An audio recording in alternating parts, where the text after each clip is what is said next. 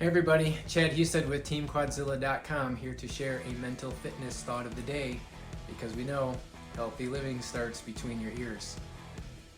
Today I want to talk to you about failing. This is a concept you may already be familiar with.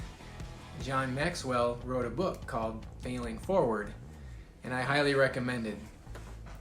It's super good. So here's my confession. I fear failing. I fear failing so much that it often prevents me from trying. I have to battle my own mind about failure and the truths about failure. And what I know is that it is in fact okay to fail, and the greatest lessons in life we learn are from our failures and not our successes. Failure is painful. The greater the failure, the greater the pain, but also the greater the learning, the refining, and the growth. Think about how precious metals are made, subjected to a blazing hot furnace to burn off all the impurity and the worthless parts that cling to the gold, for example. Only in such a hot and painful fire can the gold be made pure and beautiful and greatly increase in value, right? So I've got to change my mind about failure. One of the reasons I fear failure, besides wanting to avoid pain, is that I have this faulty notion that I have to start all over. And that's just bad thinking. It's a lie. I don't have to start all over.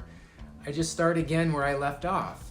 So let's just say I'm taking a long trip in a car and something bad happens. The progress stops and I'm on the side of the road with a flat tire, meaning I was maybe lazy with my goals, or I made a mistake, or I went back to a bad habit, or whatever.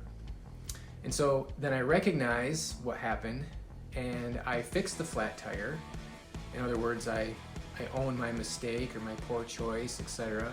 And I get back to doing what I'm supposed to do to help me reach my goals, and I get back on the road after I change the flat. So does my car have to go back to the start because I repaired the flat tire? Of course not.